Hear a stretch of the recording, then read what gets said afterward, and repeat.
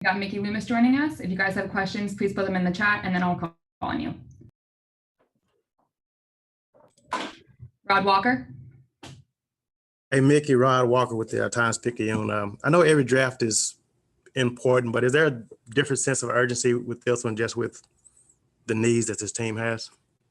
No, I don't think that's the case. It feels pretty normal. Obviously, the process is a little different than it has been in most years, but yeah, I don't think we always feel urgency with the draft and opportunity to, improve our team, but I don't feel like it's any different with regard to how important it is. John DeSager. Mickey, are there any positions specifically that you feel are strengths in this draft? And also, I guess, reflecting back to last year, 4 total picks, and this year 5 in the first 133. How different, I guess, does that make the approach, or does it make the approach different at all? Well, I don't think the approach is different. Obviously, the results in terms of what we add to our team are different, but look, we're happy to have the amount of picks that we have this year. When you don't have a lot of picks, sometimes it feels like you've done all this work and don't have much to show for it. So it's good to have more picks. In terms of strength of the draft, I think, really the only thing I'd say is I think it feels a little more, it feels stronger offensively than defensively is probably the best way to put it. Andrew Doak. Hey, Mickey, Andrew Doak with CBS in New Orleans. I know Sean Payton recently said he feels like cornerback is a priority, obviously, for you guys to address. Now, whether that's in the draft or free agency, we'll see. But do you feel like at pick number 28, if you waited there and say you wanted to select a corner, I mean, do you feel like the depth is enough where you could stay put, or do you feel like you have to be more aggressive? Where do you kind of feel right now? Yeah, it's a good question. Look, I think there's going to be good players. I think there's going to be guys that can come in and help our team at that position as well as others. And yet, I also, I would say no different than most years, is that you really want to, when you're down, particularly in the back half of the draft, you want to be able to take the best player available, and sometimes that's a glaring card that sits on your board above all others, and it may, in fact, most of the time it's not at the position that you might prefer. Sean Fazende. Hi, Mickey. Sean said earlier in the week that quarterback was not a must position, but where do you fall just on the status of the quarterback room and what's available in the draft? Yeah, look, I number one, I love our quarterback room. We had a great experience with Jason. We all are excited about Taysom and his opportunity. In terms of this year, look, this is a good group of quarterbacks, and I think it's going to be evident tomorrow night by the number of guys that are taken, and then there's some guys down the line I think that have an opportunity to end up being good players. So we'll just see how it shakes out, but the answer to your question is that we do like our quarterback room. Doug Mouton. Yeah, hey, Mickey, would you say it's safe to say or fair to say that you guys are just an aggressive team when it comes to the draft? That's just who you are, and maybe you expect to be aggressive again given your track record? Well, if aggressive means move up as opposed to move down, yeah, I guess that's what our track record is. Look, one thing that I think we've done in the past is we've found somebody that we love, and we've oftentimes made moves to go get that player or players. And so if that's the definition of aggressive, then I like it. Luke Johnson. Hey, Mickey, how would you describe Jeff Ireland's role in what y'all have built these last couple of years? Yeah, look, Jeff's an important part of our personnel department. He's an important part of the decision-making process that we have here, as well as the information gathering process. And he's done a fantastic job along with along with, all of the guys in his scouting department. We've got 3 national scouts, and Mike Baugh and Terry Wooden and Corey Rager and some great area scouts. And look, these guys don't get enough credit for particularly the players that we end up with down the line. Not necessarily, sometimes the draft isn't necessarily just what you do in the first and second round. It's what you do later and in free agency, with these undrafted free agents. And I think we've, one of the things I'm really proud of and proud of our personnel department for is our track record on undrafted free agents. And look, almost all the credit goes to those guys. Would you say that, I mean, has he brought anything process-wise to the scouting department that's kind of helped in that regard?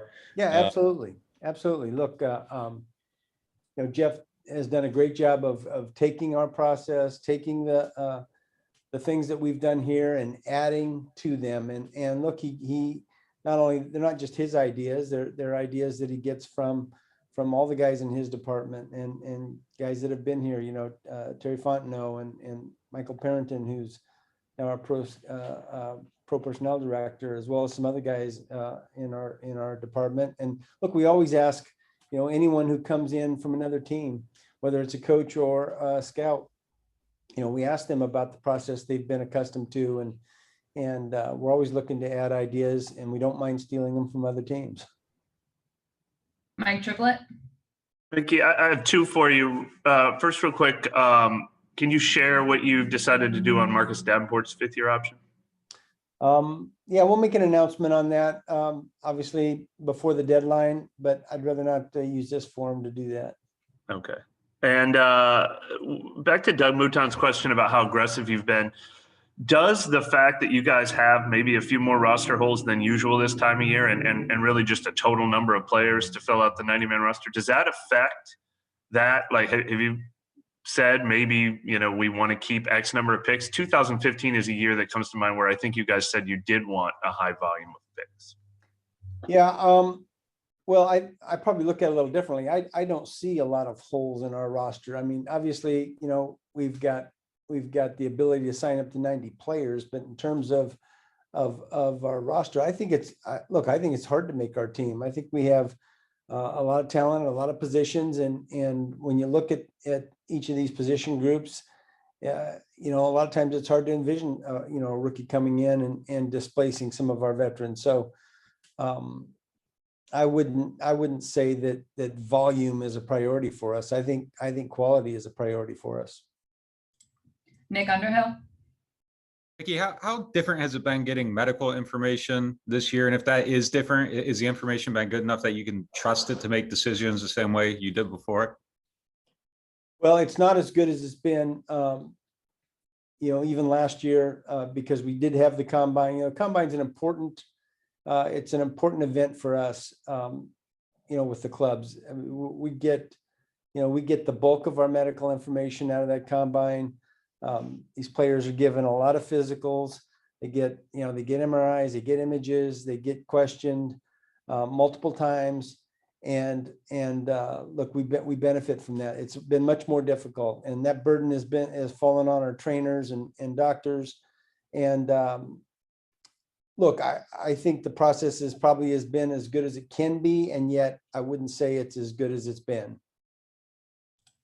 Catherine Terrell.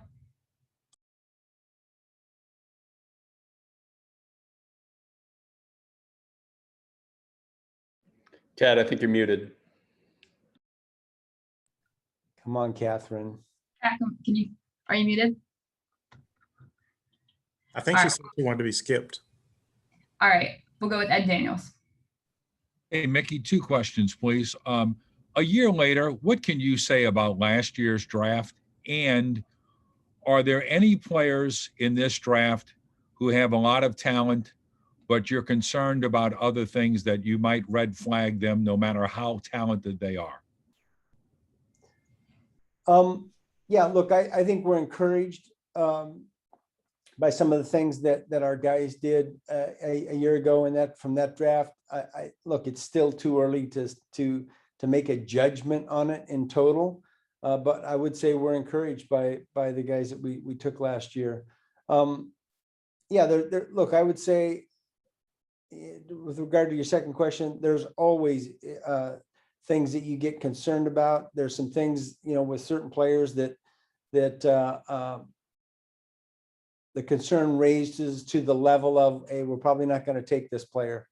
I think I'm answering that question that you asked, but yeah, there's certainly guys in that category. I would say that, one of the things that we're missing this year is we didn't have the opportunity to have face-to-face interviews, sit in the same room with guys, have guys come in and visit and spend extra time with them. And that's a really, really valuable part of the process. And I think sometimes, given that we didn't have that opportunity this year, or really last year for the most part, outside of the combine, I think for us, we've discovered just how valuable that is. And it makes for an incomplete picture a lot of times. And so we have to, just make our best judgment. Fletcher Mackel. Mickey, if I could ask two quick questions. I know I talk a lot, but I'll try to keep them both short to get both of them in. If you're judging a player, maybe two players that are equal, how much will it weigh on you if one played last season and one opted out and hasn't played football in a long time, or will it in any way at all? And I have one follow-up if that's okay. Yeah, I don't see that as being a significant variable. Obviously it exists. And, the more current information that you have, obviously the better it is. But look, I can't think of too many circumstances where it's going to negatively impact a player if he opted not to play last year. There's too many other variables that exist and too many other decision points. I don't think we'll ever get to a situation where there's two players completely equal and that's the final variable. That's hard for me to envision. My second question was, do you see maybe more gamesmanship from teams with maybe newer front offices and newer staffs than maybe you all who, you've been doing this now for 2+ decades with the Saints, with Sean for 15 years. And I know that, not to say that you've been telegraphing what you do, but in 2017, you said you needed to help your defense and you drafted Lattimore. Last year, Sean said offensive line was a need and you drafted Ruiz. Not that you're telegraphing what you do, but do you believe maybe in gamesmanship is you all have kind of moved past that at a certain point? Well, I think this, I think that the farther back you are, the less that, misinformation or misdirection comes into play. I think when you're picking up, at the front end of the first round, then yeah, I think there's some misdirection that can be important. We just haven't, had the opportunity to pick up that high in quite some time. So there's less need for, when you're picking 28, listen, it's hard to figure out who even might be there and available to you. So there's not a lot of misdirection that's necessary. Amy Just. Yeah, back to the opt-outs. Some guys didn't play at all. Some guys played some games. Some guys played as many games as they possibly could. How do you balance that? Oh, some guys got 12 games, some didn't play any, some played 3, and then FCS guys, some of them, are playing right now or were playing recently. Just how does that change? Well, there is no balance. It's not equal in terms of the amount of information you have on a given player. So you take what you have and, you make your best judgments and look, I have a lot of confidence in the guys, in our organization that evaluate and that includes our coaches who do a good bit of evaluation. So all of us collectively are going to come up with the Saints opinion based upon the information that we have. And look, Amy, you're right. There's just that's the difference between this year and prior years is in general, we just have less information. There's a number of guys in this draft that are going to be higher picks that have, less than 10 starts in their college career. And that's really unusual. The amount of guys where that's the case. And there's even more guys that just have 1 year of starting at the college level. So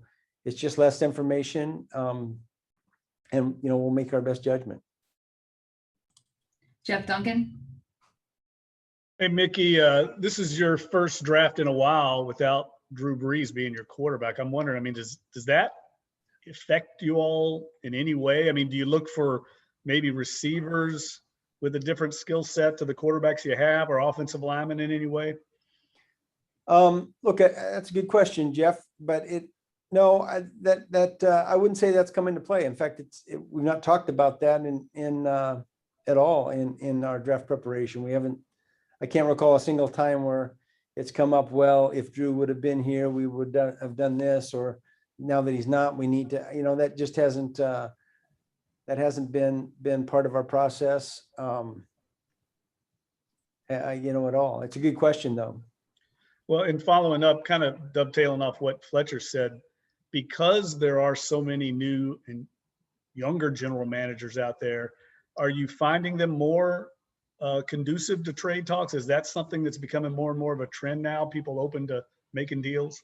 Well, I do feel like in the last few years, it feels like there's been more deals made. And I think there's been a lot of discussion that probably have gone, discussions that have gone further than maybe in the past, that even though they may not end up in trades. I don't know that that's,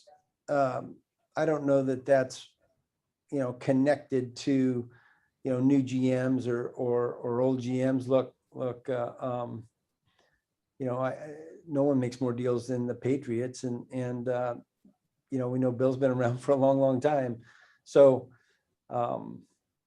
I don't really, as I sit here, I don't really feel like it's a lot different given the number of new general managers in the league. And look, a lot of these guys, even though they're general managers and sitting in that seat for the first time, they've got a lot of experience. George Payton and Chris Greer and some of these guys that have gotten jobs have been part of the process for a long, long time. So even though it feels like it's new to them, they're very experienced. Ron Snyder. What's the adjustment process like for you guys from pick to pick and from round to round? Obviously, like you said, you're picking 28th, but if something crazy happens at 27 or at the end of the first round, what do you guys do to regroup, to reset your board and reevaluate on the fly? Yeah, I think all of that is done ahead of time. We're still going to have, no matter what happens in front of us, we've got pick 28, and we're going to have a board that reflects the number of picks that it takes, and the guys that we like that it takes to select a player. When we pick, we have contingency plans. If for example, we have an expectation that there's going to be 3 or 4 guys at a particular area and none of them are there, we have contingency plans. So I can't recall a scenario that we haven't been prepared for over the years. So I don't think this is going to be any different. Andrew Doak.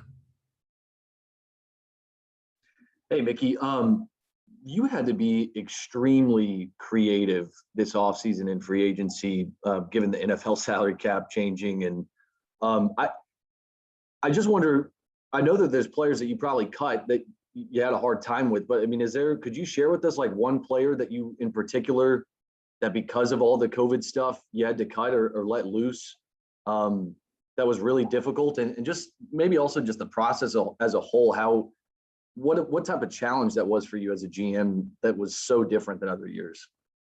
Yeah, this was different. And look, it's always difficult to, let somebody go out of your organization. Players that have been contributors, and the longer they've been contributing, the more difficult it is. And Thomas Morstead comes to mind immediately. How difficult it is to say goodbye to Thomas after everything that he's done, and him being a draft pick that was criticized at the time we took him, and for him to play so long and contribute so much to our team. But all of the guys that were contributors to our team, it's difficult to let those guys go. And it was different because of the nature of the salary cap. And look, it was a curveball that because of the pandemic, because of, the things that happened a year ago, that, salary cap was considerably less than what we expected. And I give a lot of credit to Kai Harley, who was, listen, he's very talented in coming up with ways for us to create cap room in order to have as many guys on our team as possible. But it wasn't an easy process. Mike Triplett. This might be too specific for you to answer before the draft, but I feel like you guys have had a prototype at linebacker where you've preferred bigger linebackers over the years and had kind of shot away from the more 220 pounders, almost hybrid safety guys. But then you made the trade for Quan Alexander last year. Did that in any way reflect a shift in philosophy, or did his fit in this defense change your mind maybe on a prototype at that position? Well, look, I think we're always looking for prototype. That's kind of been one of our underlying premises the entire time that I've been here, particularly with Sean, is that we're looking for prototype. We're not looking for exceptions in general, and yet we know exceptions exist. And Quan's an example of a player who demonstrated his ability to play in the NFL, and even though maybe he's a little outside of our normal prototype, but that's still our philosophy. But we also recognize that good football players can come in all shapes and sizes at times, and we're pretty calculated when we go outside of that. Brett Martell. Hey, Mickey, did the FCS level players get any more exposure than they otherwise might have to NFL scouts, or at least your scouts, because of when they played this year? And what do you think of, prospects coming from that level in general? Yeah, I think we've had some success, with players at that level. So I wouldn't say it was a lot different. It's just that, again, it gets right back to, having current information and we had more information on the guys that played this last year in the normal time frame. And yet, look, we're always looking. We spend a lot of time. Our scouts do a great job of looking at FCS schools and looking at the players at that level. So, I wouldn't feel like it was a lot. I didn't feel like it was a lot different, other than just, again, having the amount of information. So you don't ever, don't they have conflicts though when they play at the same time as the the major conferences and so forth? Whereas this year there was only them during the spring. Yeah, look, I didn't feel that. When they play, look, it's convenient for us for them to all be playing in the fall when football occurs. And again, the way we're structured, the way all teams are structured is we get to those schools. We have a good focus on all the players that are going to be draft eligible. So I didn't feel like that was a lot different. Fletcher Mackel. Mickey, you referenced the unpredictability of picking at 28. When you all evaluate guys, I remember last year you said Zach Bond had like a late first or an early second round grade. How close are some of those grades, maybe between 20 and 40 or 25 and 50 for players that you're evaluating? How close maybe is it for some of those guys? Yeah, I think it's I don't know that I would say 25 to 50, but there's certainly a group of players, and it is in that range that are pretty close. And I think if you looked at 5 teams and that that group of players, you'd have 5 significantly different orders within that 20 to 40, 20 to 50 range. So yeah, and that means that it is close, and obviously it comes down to the eye of the beholder. Nick Underhill. Mickey, you mentioned your guys' aggressiveness, and there's 2 schools of thought there. Obviously, some teams like to trade back and get a ton of picks. Is your guys' approach a reflection and how much belief you have in your scouting? Is that kind of why it comes out in a more aggressive approach? Yeah, I think it probably comes from a couple things, but I think mainly is that we try to find a group of players that we really like and we really believe will fit on our team, not just on our roster in terms of playing, but in terms of fitting in the locker room and the culture that exists here. and so you put targets on those guys, and look, when you have targets on players, you know, we just believe you got to go get them. You got to go and be aggressive and not necessarily always let them fall to you.